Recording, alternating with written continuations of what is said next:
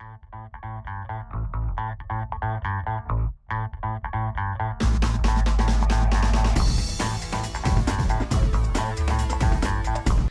to Varied Cinema. I'm Steve. I'm Kevin. I'm Nate. I'm Annie Laurie.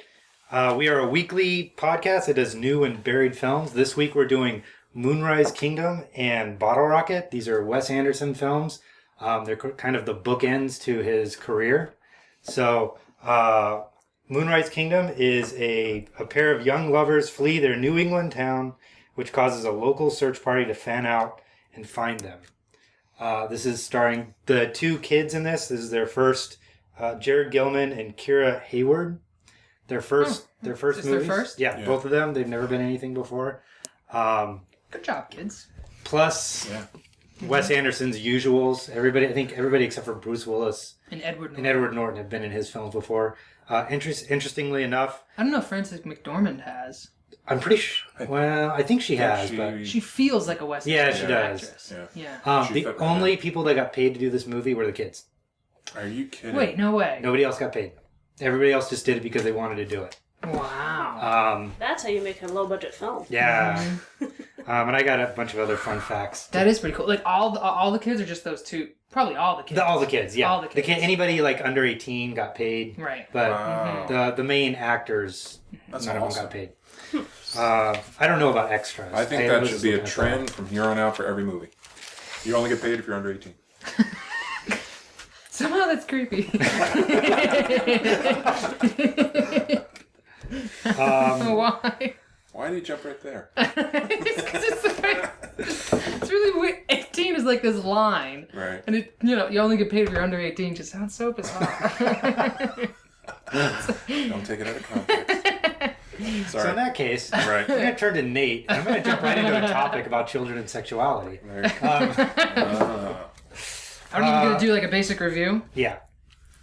Or do you want me to talk about children's sexuality? No, I was just trying to put you on the spot even more. Oh, okay. I really, really enjoyed this movie. I think it's my favorite Wes Anderson film. I think it's amazingly well shot. Out of any of his films, it's just brilliant.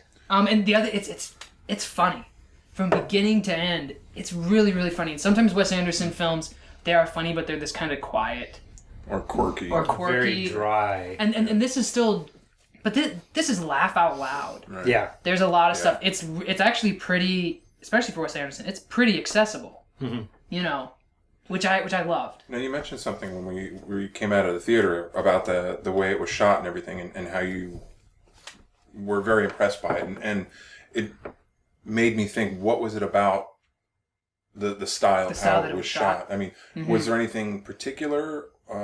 There's a few things about... Wes Anderson has used the same cameraman for all his movies. But this is the first movie that he shot in the aspect ratio he shot in. It's the first time he shot in that aspect ratio since Bottle Rocket. And Bottle Rocket was the first time anybody had shot in that aspect ratio, which gives it kind of a compressed feeling. Yes. So it didn't just sort of an older look to it. 4:3 ratio. Yeah, it's not like a widescreen. 1.85 to 1. Which gives it just a little It's bit almost of a different... square. Yeah. Almost, yeah. It's almost Well, square. that was something that was very interesting to me. He never, until that final shot, he never does a pan up or a pan down. Yeah. Everything is, and it's pretty distinct. Okay. Everything starts like this and goes Right. like across, and it's the entire time it's constant static shots, Right. just like that. And even when he's switching, when he's moving, it's still like the camera is fixed and it turns, which was very fascinating to me. And he puts that in perspective. He frames the story with the very beginning. It opens up with a discussion on how composers make music and how they make everything into variations, and then at the end it becomes a fugue right at the end. And it was, as I was thinking about it, it's literally like he's moving along the score. And it's just a very interesting way to also reveal your film, to just pan to the side. It reminded me of Kubrick did it a lot in The Shining. There's that amazing shot Yeah, in The that's Shining true. when Jack Nicholson walks into the ballroom. Right, And it it's follows just him. a static pan right across the room. That was creepy. In that Yeah, scene. you know. I mean, it just had such a unique feel to it. I remember that. But this film, it's completely opposite thematically. Yeah, right. But it reminded The way me of it's shot how and stuff. Kubrick used to shoot Yeah. films, with Right. that very kind of you keep everything within the shot. You understand what's there, and it gives everything in that shot. It makes it matter more, and I loved that. It was just brilliant. It was really cool. And I think it also. I know I'm going to see it again. Yeah. I don't know if I'm going to go see it, Sarah, in the theater. Not that it's that expensive in certain ones right now. Yeah. But where was I going with this? Now I lost it. It gives you more of like a point of view, as Yes, if you're looking at it, yes. because obviously a typical person can't zoom in and out with their eyes. They can't come up and go down with it. So I see what you're saying as far as just a constant shot across. That's how you would see it if you were standing there. Well, and it's a very low point of view most of the time. Like, you're not higher Right. than everybody There's else, no crane right? You're, shots or anything yeah, coming down. and the way that it's cut together, it feels very much like a 12-year-old telling a story. Yeah. It jumps a little bit. There are abrupt transitions, which I felt added significantly to the piece. I liked it a lot for that reason. That's just the way he tells stories in general. And that was one thing I wanted to ask you guys. You've seen this and Bottle Rocket. Right. So if you were to describe his style, his filmmaking style, like you were going to describe it to somebody, how would you do that? Awkward. Understated. Yeah. I don't know. That's a hard question. Yeah. I mean, it's very distinct. Right, It's a Wes very Anderson different, movie. but I was trying to come up with words for it, Right. and I couldn't think of it's dry, it's abrupt, and awkward. But the issue that's is not- that it's also structured that way. Yeah, So I mean- when I call something awkward, it seems like it has to be accidentally awkward. Yeah. Right. But He's awkward on purpose. he's purposefully making things, Like I just touched Kevin's knee beneath the table. that was awkward. Wait, I awkward. did too. I know, you both did. That was awkward. That was very awkward. Not intentional. Unlike the films. I don't. That's a tough But question. it was awkward in that kind of like... That's why Kevin just went, "Ugh," moved back. A little bit, yeah. He didn't know which way to move. He just moved up. I'm trapped. Yeah. And you But it's can't tell it's a awkward little in that- warm in here, so... kind Yeah. of structured Charlie Chaplin sort of way. Like, it's awkward, but you know that he's trying to be awkward, like, Yeah. to prove a point. Like, and it becomes beautiful because of that. Like, it's awkward to the point where you're happy about it being awkward. I was thinking when I was watching, especially mostly from Moonrise and somewhat from Bottle Rocket, he's a very honest filmmaker. Yeah. He presents his characters very honestly, not simply, but just kind of how they are, and loves them for it. Yeah, they're You know? they're complicated. They're not these like, oh, that's that guy. Everybody's just a little bit off, a little bit different. I kind of expected Edward Norton's character to be the bad guy. And Yeah. he's not. He's much He more was complicated than that. wonderful. He was, he wasn't a perfect character, but he wasn't like, he wasn't the jerk that he's trying to get away from or anything like that. I was really pleased with him and Bruce Willis. Yeah. Because even Bruce Willis's character, I was pleased with how he did what we only assume is some kind of an affair with him and Frances McDormand. Right. But he never feels the need to do anything more than just tell us that it happened. There's no unnecessary weird sex scene or even them With them. kissing. Yeah. Yeah. Well, All they do is hold hands, I think, twice. Yeah, and throughout the share whole a smoke. film. Yeah, that's it. Yeah. So I mean, we don't even know how far it went or anything like this. We just know that some kind of a transgression, clearly, Yeah. even if it's just a desire, has been made. But as actors, I think they both handled it very well. I think that and the letter writing, where they're doing the letter writing back and forth, the two kids, that's actually very Wes Anderson, of where there's just, it devolves into one word letters where you know exactly what's happening, but all they're Right. saying is where, when, back and forth. And that kind of is how his films are made, where he cuts out anything that is unnecessary. From a literature standpoint, it reminds me a lot of Vonnegut. Yeah. Where it's very simple and rarely more Choppy. than a 2-syllable word, Yeah. you know? Yep. Yeah. I think I mean, this movie, you brought it up a little bit, but this movie really, really gets into, we mentioned it, there's that weird kind of moment between the two kids on the beach. Yeah.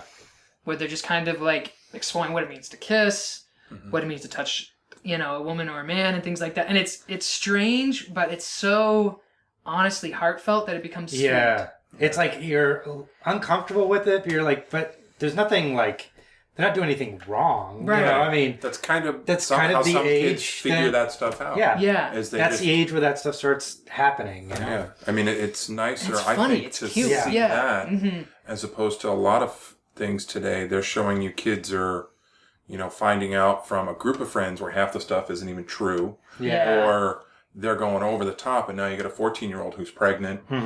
It was much nicer to see that. I like the innocence of it. The moment when he touches her and she's like, they'll get bigger. Yeah. I mean, that's what's so amazing. Yeah. It's funny. It's so sincere, Yeah. You can do dry comedy, and if you don't get it right, it doesn't come across. It doesn't, yeah. And the best thing was I was laughing constantly, but there was different parts of the theater laughing throughout the whole movie. Yeah. It wasn't just like us and one other group. Yeah. A lot of Hit people you everybody a told little really, bit, but yeah. it's interesting because as I was watching it, I was noticing more and more the kids, all the kids just about, were speaking very maturely. Yes, yeah. Whereas the adults were very adolescent. That's true, actually. It was almost like a switch in their level or their maturity, whatever you want to call it. Especially with Bruce Willis and Ed Norton. Yeah. I mean, the way that Ed Norton, who's very, well, this is the way I'm going to do things. But then, when the littlest... Jiminy Cricket. It's like a Shawshank. He has to open it with a special zipper opener. Yeah. No, I was just going to say, through all those things, even though he's obviously the person in charge, you see, like, when he gets in trouble, he's just like a little kid. He's got this look on his face like he's in trouble. Okay, what's going to happen to me now? Removing your leadership. Yeah. But that's like 12-year-olds feel that way about the world often. Like, they know what's going on, and they have an adult ability to handle responsibility, they feel like, and all the adults are just being meanies. Yeah. And don't necessarily know what they're talking about anymore. Like, you're at 12, you're hitting the cusp of that. Like, sense of identity and rebelling against parents because their identity, 14. you don't want to be your own anymore. Yeah. And kind of that feeling that adults are kind of all idiots. Yeah. And the children know what's going on. Right. They know everything. No, I know what I'm doing. No, you Which don't. is my favorite part about this film. Was it really felt like it was told by a 12-year-old. It felt like a kid's story. It was very authentic that way. I wouldn't take a 12-year-old to watch it, I don't think, but... It would depend on the 12-year-old. Yeah. I don't know. Yeah. Honestly, It's PG-13. I know. Yeah, it's I his wouldn't- first PG-13 film. Yeah. I wouldn't because of, and not that it was bad, but because of the scene on the beach with the two of them. Yeah. I wouldn't don't know. have a problem with Emma seeing that. I'd have a problem sitting with her. Having to discuss that with her. Yeah. I don't want to I realize has that's a man the ever age she's touched at, your chest? but I don't want to have that discussion. Yeah, I know. I don't mean man. I don't mean man. I mean boy. As a boy. No. No, target. Yeah. You would be weird because you would be the one that would be really awkward for. Yeah. Yes. Which Bill Murray played amazingly. Yes. Yeah. Where are this concerned you that your daughters run away? That's a loaded question. Yeah. Or the scene when he sees them on the beach and they're in Right. that they're holding each other after and he's like. But he doesn't say anything. You just see it in his see face. he walks up the beach and that's amazing because you expect him to unzip the tip but he just lifts it up and you just see everyone that they know standing there. That was perfect. Yeah. I want to throw out a comparison to you guys, and this is I didn't even think about it until actually Roger Ebert said it, and then I was like, obviously, this is a modern retelling of The Tempest. Yeah. Yeah. I mean, almost exactly. It's on an island, there's a storm. There's a storm. There's two people Young that man are and trying to woman be run kept away. apart, Yeah. running off. This is The Tempest. I mean, obviously, there's little Is changes. there and a stuff. group of people chasing after them like the Cub Scouts? In The Tempest? No, not really. I mean, you have Caliban, Yeah. but that's more of a he's in love with. But I can see it as a general Tempest story. Yeah. Mm-hmm. I don't know. I just thought that was an interesting. This is if Wes Anderson's going to do Shakespeare, This is how This he is how does he it. would do Okay, yeah. Here's an interesting matchup. Moonrise Kingdom or The Social Network? Oh. Very much a product seen of their it? director's vision Oh, yeah. and style, or directors And slash writers. yeah. The Social Network is one of those films that, I mean, we talked about Wes Anderson's film is timeless. Social Network is going to have a hard time being timeless. Yeah. Yeah. It Because already is dated. Yeah, it's one of those things you have to have, like, literally been through the whole process of actually understanding where Facebook came from for it to really kind You of have to affect remember you. before Facebook for it to matter Yeah. to you. Right. Yeah. Like, none of my younger siblings care about it because they don't remember before Facebook Right. existed. And now Facebook, last month, I think, just went public. Yeah. So, I mean, it totally Soft, changed yeah. the dynamic of everything. And honestly, I think how, It had I did. watched the movie before that and knowing its net worth now and watching them, and if I actually do watch the movie now, I think I probably have a different perspective on it. It's a fantastic film. It's absolutely amazing. Yeah. It is. But it's not brilliant the way that Moonrise Kingdom is. I I think know it about is. that. I You think it is? I think I think it it's- is, but it's it- tough to compare them. The audience to is compare. much more narrow. So I think Well, and the Social Network is looking They at both would be. really the modern man So, and how we try and communicate. one thing I didn't mention about Moonrise Kingdom is that it has the highest record for box office, like per box office profits. Like Yes. it's I did read that. all-time record for highest for theater box office average per theater box office per average. theater box Yeah. office Yeah. average. 167,000 per theater. And it just, But they're it got only so releasing much it They're only buzz. releasing it in a few small A few theaters. small, Independent but that's theaters. still Yeah. that's still really Yeah. impressive. I mean, that means like us, people are going out of their way Yeah. to go to Right. the theater and fill the seats. When we were there, Right. it was It was filled. full. It was Yeah. packed. It was a decent sized theater. And it was a too. And it was a Thursday night. Thursday night. Thursday Yeah. night. Yeah. Early Yeah. showing. So And I think it's not one of those just, oh, how did this fluke thing happen? I mean, it got a big buzz when it was released at The Cannes Film Festival. Yeah. and ever since then, a lot of people see it and like, yeah, it's a really good movie. And for his style, like you were saying, it's you just said as far as like The Social Network, that's kind of at one market. Yeah. They're going to go for that. And Moonrise Kingdom is another market, but they're both, I think, big enough to branch outside of their typical markets. And they're going to do, Social Network did really well because of that. And I think Moonrise Kingdom will also do really well because it's going to bring in people that typically wouldn't see that style of film. Yeah. okay. So we're going. I don't know. I'm like. I haven't Yeah, seen you're the some same on vote. YouTube. Am I? Well, I'm voting Moonrise Kingdom and he's voting. I haven't What are you seen it. voting? What are you doing? Social Network. Yeah, so you're the. You weren't actually voting it. You were just doing. You were just literally doing that to make it. Wait, what did she So it pick? Pick the other one. Pick the sucks other for one. me. Man. Forget the vote. The only reason I'm voting for that is to make it difficult for you. Yeah, that is. Gosh. Hurry up or it's going to time out. Yeah. I think Moonrise Kingdom is more rewatchable, has a happier ending. It's funnier. Social Network is really, it's not hard to watch, but it's a very intellectual film that makes you kind of grapple with how we even like process anything in the modern world right now. Yeah. So I would much rather watch Moonrise Kingdom. I think I'm that's looking forward to watching it again because I know there's going to be other little quirks and things little things that I'm going to on the catch. side or in the background that I Well, missed we the also first time. downed like 2 really strong beers really fast right before we went and watched it. So the Gotta first make the like show. 25 minutes of Moonrise Kingdom, I was We were pretty just lit. glassed over. So I really want to see it again for that.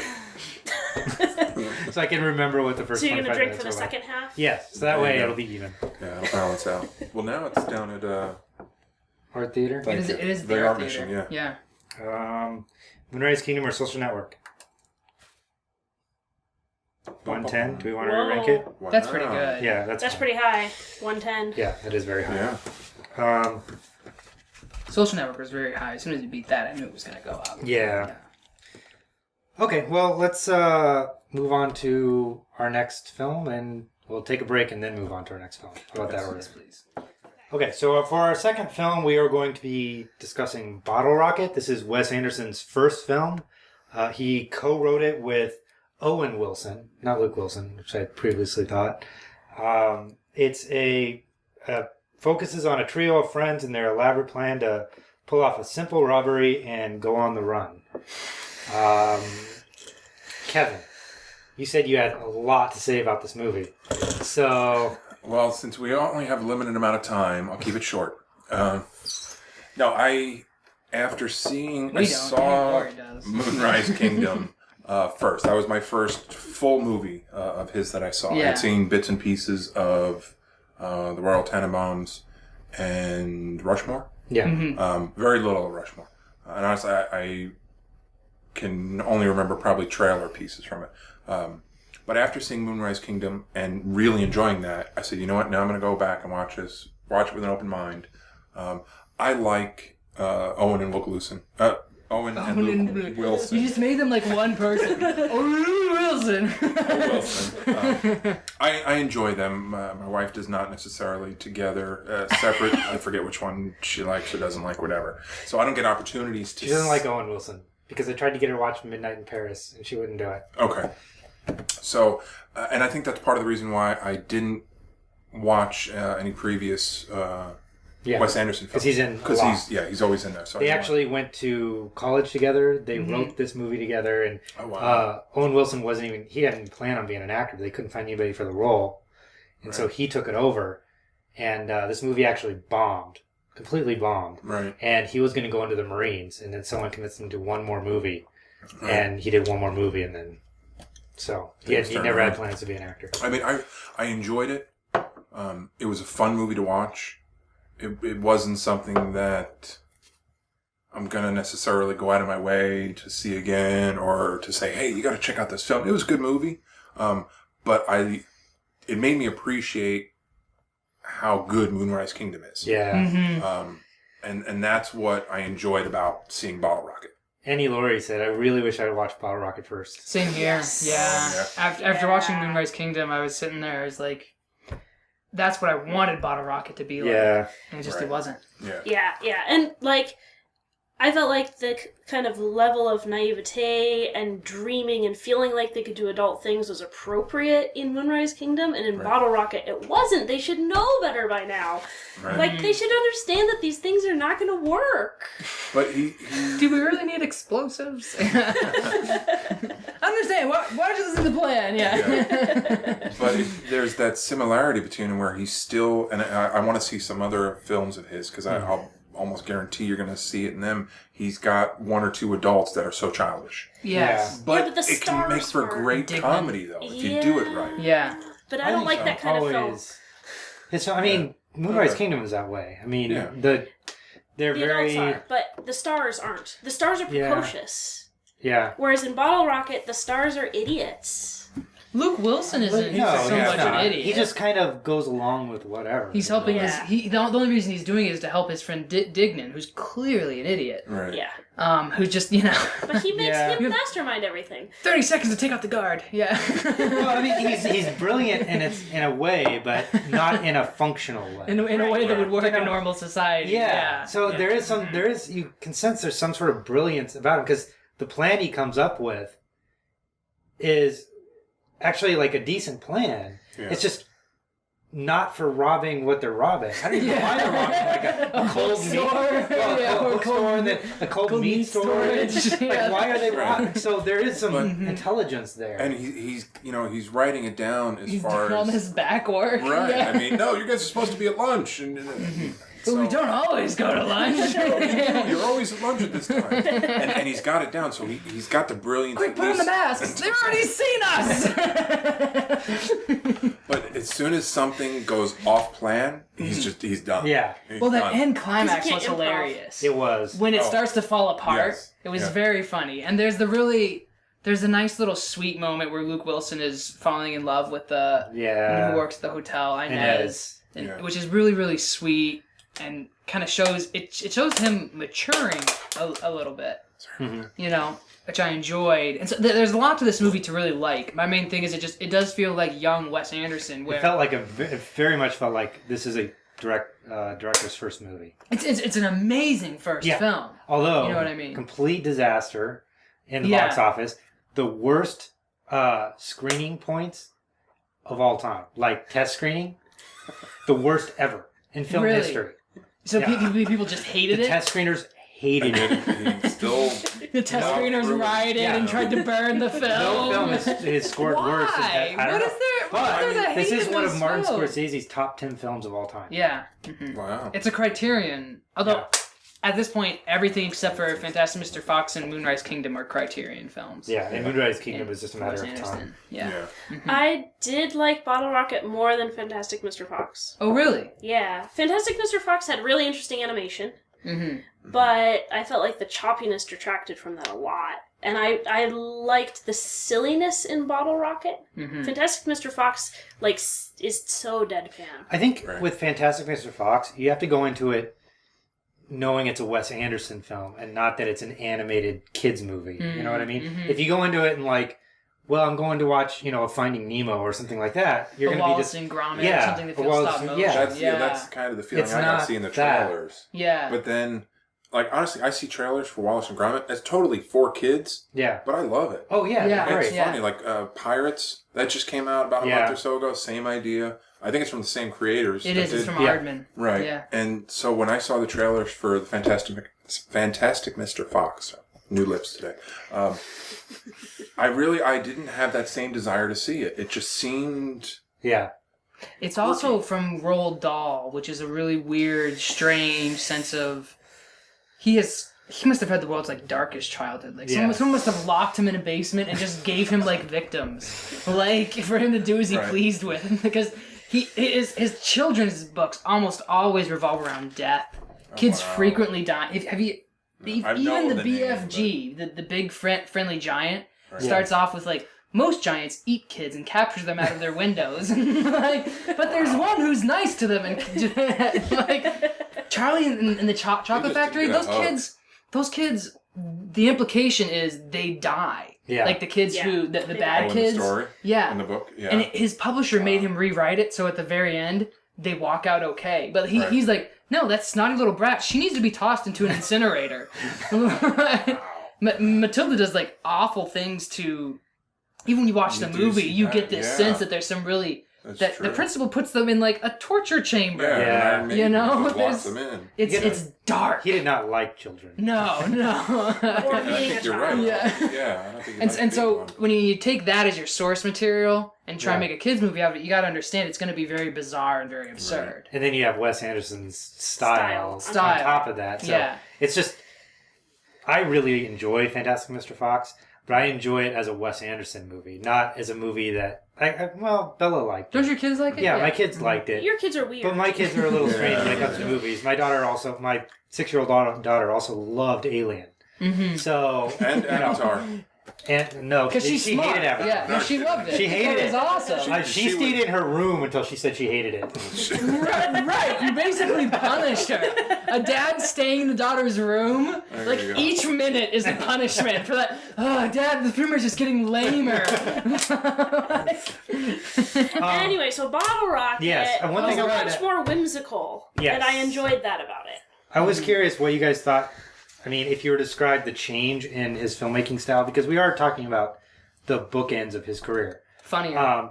What has changed? I thought Bottle Rocket was much more accessible and mainstream, actually. Then Moonrise? Yeah, No, you didn't have that. No. I would thought completely disagree. The style of directing, I think, was more mainstream. that's what I'm Bottle talking Rocket. about. Yeah. The style of That's directing. true. That's what I'm talking The about, way yeah. that it's shot. It was still different, and You could see Wes Anderson in there. oh, definitely. But it was just the much same, like you more were describing Yeah. the camera angles. It was very similar to Moonrise, Yeah. and I'm looking forward to seeing some of the ones in the middle. I had hoped to see a couple before we shot this today, so I could see other changes, not just the first and the last. Yeah. At least for now. So I'm looking forward to that. I think Moonrise Kingdom, there's so many jokes in there.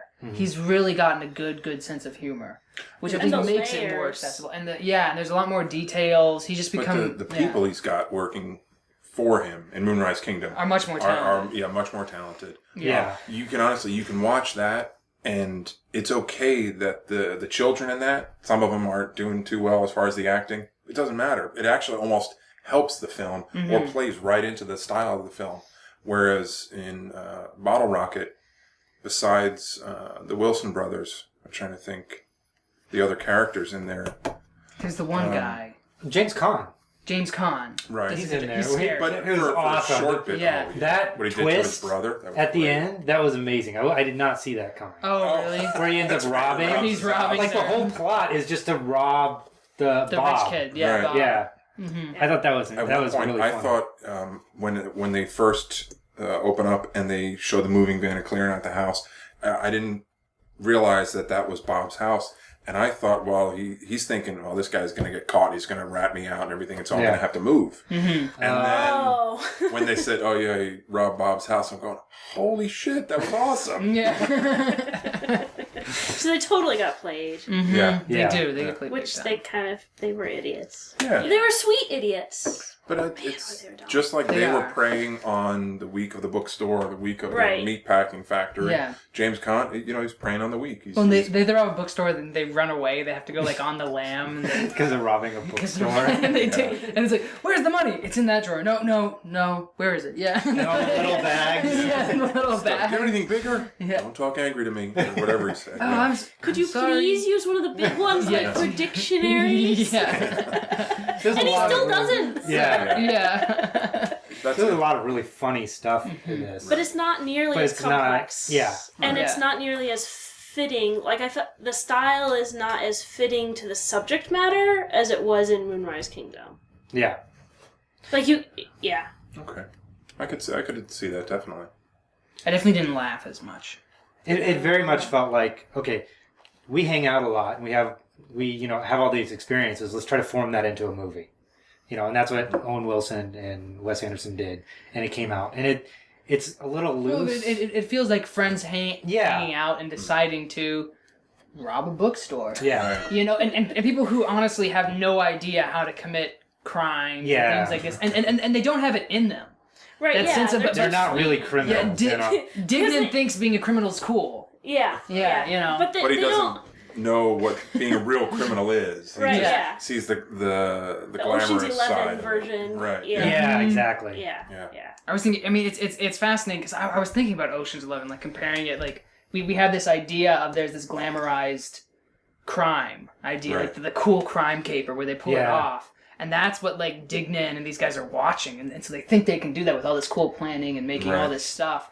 But like the reality is they get there and like the reality is reality hits them. The guys Yeah. didn't go out to lunch. Right. Their one friend decides he doesn't want to keep watch. And like, He's like, I was by myself. I didn't want to stay there. So this is basically what happens when Wes Anderson makes a heist movie. yeah, it is. Yeah. Yeah. It's a. I mean, it starts when they're in the bookstore, and the one guy who's stocking the shelves, he's in the wrong section. Of He's in the books. wrong Like, section. aren't you Like, supposed to no, be in it's literature? Yeah. It's all full. No, Just come go back into the office. Yeah. And he doesn't even have a gun or anything. Like, Yeah, he's just no. walking around. Yeah. He's I a need black to get my sweatshirt. coat. I need to get my coat. Yeah. Oh, okay. We'll let you in. Yeah. That was kind of awkward when they were both trying to get in. I'm sitting there, I'm like, just go in the store. Yeah. Go in the walk store, in, wait you for don't the have guy to to play go the story away, out. and then you can come The in. door's open. Strong Yeah. arm your way in and get the money. Well, and that's an example of they're trying to. The plan's more important than what they're actually doing. Yeah. They're It's sort of trying to trick trying to be a them and- clever, do this cleverly, and really it's. Oh, I left not needed. my money in there. Yeah. I left my money in there. That was. We just need to point the gun at them and move. Yeah. Yeah. What do you think of the love story in this? Because I saw a lot of parallels Yeah. in the love story. Love at first sight. Yeah, the Yes. love at first sight, the sort of awkward, not forbidden, but there's Love that's Unusual? not supposed to happen. Yeah. Can't Conventionally happen. Yeah. accepted. Well, Yeah, more so like it's a sort of instantly in love that they with have somebody to. you're not supposed to see. Yeah, Okay, yeah. Because in Bottle Rocket, like, you're not supposed to fall in love with the maid who comes to clean your hotel room because Right. you're not supposed to see her. yeah. Right. She's not supposed to exist as a And the human maid being to isn't you. supposed to converse with the people staying at the hotel. Right, exactly. Yeah, There's they're both supposed to be a supposed to complete barrier Stay between apart. them. Right. And they play that up with the language barrier as well. But in With him Moonrise walking Kingdom, around with her in a robe, cleaning the rooms. in Moonrise Kingdom, like really the boy, sweet. Yeah. the boy goes into the girl's dressing room, Right. yeah, right, and finds this girl, Yeah. and And she's in costume. And she's in costume, and she's supposed to be that character at that point. You're not supposed to talk to that person as a human being right now. Mm-hmm. She's a raven. Right. Yeah. She's not a person. Yeah. And you're not supposed to converse with the cast right before a play. Like, there's even that... in the sense, I mean, they're Cub Scouts, right? I mean, they're khaki Scouts. They're khaki Scouts, so they don't have to call them Cub Scouts. Right. They're khaki Scouts, and there's just this. There's just on that island to stay in their own little camp. There's into seclusion within even Cub Scouts. They have their own little camps, and they go off. They do their own little thing, and then they come back to society. So that's definitely there. But even in that one, their society was still kind of removed. Yeah. Fort It's an Lebanon. island. Yeah. Well, even this, the hotel, the motel. It's in the middle of nowhere. It's isolated. Motel, yeah. So it is kind of removed. It's separated. And so there's this little social microcosm that's happening. Yeah. And things are getting upended, and they're trying to figure out what's next. So it's the same idea. And if you think about Life Aquatic, they're out on the boat. Yeah. Even Royal Tannenbaums, to some, there's that house. And it just feels like cut off from the world. Well, Rushmore, in the same way, is this immense, like, strange sense of academia and education. That's removed from the real world. Yeah. Yeah. Mm-hmm. Interesting. Rushmore is a hard film to classify. Yeah. So it sounds like we could put the basic plot and storyline behind his next film and hit almost every piece. Pretty much, before it even comes out. A love story that shouldn't happen, somehow secluded in a place that shouldn't be, with characters that are a little awkward. Yeah. That's with pretty very much... abrupt transitions. Yeah. And Jason Schwartzman and Bill Murray. Yeah. What about this or Reservoir Dogs? Which very first films for two directors. Right. Both heist movies. Both very iconic in their style. So, I mean, they're hard to compare. Was easily more successful, though. Oh, yeah, much more successful. And I think part of that's because Reservoir Dogs is better. Yeah. Like, he was more successful because he was better? Yeah, no, just it being was a blunt. better film on many different That doesn't levels. necessarily always... It doesn't always That's true, happen, that's true. yeah. And Reservoir Dogs is trying so much more. Yeah, it is. With how you tell a story, move everything around, not chronologically. Yeah. The new sense of, like, dialogue. Bottle Rocket is, in some ways, more accessible than Reservoir Dogs. That's true. Because it is just kind of that simpler, it follows a much more linear story. I think I should watch the short of Bottle Rocket because I think the film was too long. Because it was originally a black and white short, and then they got funding to do... I think the film was too long. I long think it I would was have a really short, liked it if yeah. it were a short. But I think it was too long the way it was now. I just got tired That's of it. why Owen Wilson, they couldn't find anybody to do the short, so Owen Wilson's like, I'll just do it. And then kind of went from there. So, okay, I can't think of any other movies. Okay, so we're going to come back and talk about what we're going to see next week. It will be awesome. Okay, so next week we are going to be watching The Amazing Spider-Man. This is Mark Webb's, is it his second movie? Second movie. He did a favorite of me and Nate's, 500 Days of Summer. This is the reboot to the Spider-Man franchise. Thank God. Yeah, well, and there's some question of whether or not it needed to be rebooted, but we'll probably get into that next week. Question of it, yeah. And then we're also going to be doing Darkman. This is Sam Raimi's. That was after Army of Darkness, right? Yes. So it's his first movie after his Evil Dead trilogy, and one of my favorites. So, Annie Laurie? From the trailer, it looks like it's not going to be an angsty Spider-Man, so I'm super excited about that. And I like any kind of action flick with good special effects, so I'm excited. I mean, it's got amazing in the title, so it must be better than the other Spider-Mans. I initially wasn't excited about this, but I think that the way that they're making it, going all the way back to a different comic book kind of reboot storyline, being more true to that, and starting with him as an actual teenager in high school and keeping his parents alive, or not his parents, his uncles alive, is interesting. So I'm excited for that and to see what Mark Webb does with it. Darkman, I'm excited for as well, just because I don't think I've ever seen it, but I've always wanted to. Yeah, I saw it maybe only a couple of years, I think, after it came out. But this was, early 2000, late 90s? Somewhere in that Late time? 90s, yeah. Right. So, yeah, it's been 10 years since I saw it. And I remember it was a nice, different storyline. So I'm looking forward to that, definitely. I think I have actually, it's 1990 when it came out. Wow, I feel old. Thank you. Thank you for that, really. Now, I have similar feelings about Spider-Man. Also, dinosaurs, I hate to say it, they're gone. I put food out for one of them. No. I honestly, when I knew that another Spider-Man was coming out, I had that feeling, did they really need to redo it? But then as I'm watching some of the trailers, like you said, I'm getting excited for a little more backstory. So it's looking pretty good. I watched rewatched the trailer this morning, and it could either be really good or a complete disaster. Like, because of the way, if the movie is shot the way the trailer's shot, it's going to be a complete disaster. You won't know where anything is or what's happening. Right. But, the trailer, sometimes it just flash images. Yeah. So I think it could go either way. I'm still not very excited for it. It seems too soon, and I don't like Andrew Garfield? Yeah, as Peter Parker. He's not Peter Parker. So if Peter Parker's a scrawny, nerdy looking dude. Well, I think he's going to start out nerdy. And then you'll see. He just doesn't look. He looks too hipster. Yeah. I don't know. That's not Peter Parker. So, but Emma Stone. So yay. Darkman, I absolutely loved. Watched probably 100 times when it came out. I just love the movie. I had action figures. Action figures. Yep. I had comic books. I absolutely love Darkman. So, but I haven't seen it since. It's probably. Hopefully we don't have another 17, The Crow incident. Yeah. I still think The Crow is awesome, but no, it's 17 lame. years at least. Yeah. No, The Crow is amazing. It's very 90s, but it's still amazing. I love it. It's a dumb movie. No. Wow. That's all for this week of Buried Cinema. Check us out on the web. We're at www.buriedcinema.com. You can email us at buriedcinema@gmail.com. And send your movie suggestions into buriedcinema.com, as well as checking out the rant pad to see what movies have influenced these guys in their lives. If you subscribe to us on iTunes or Stitcher, please vote for us or rate us there. We really enjoy your comments.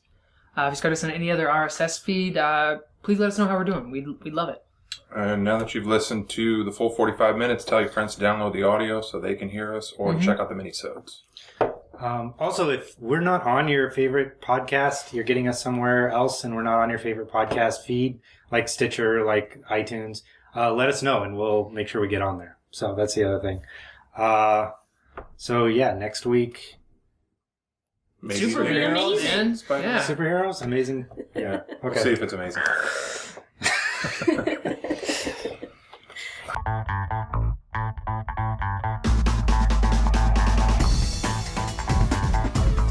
I like movies.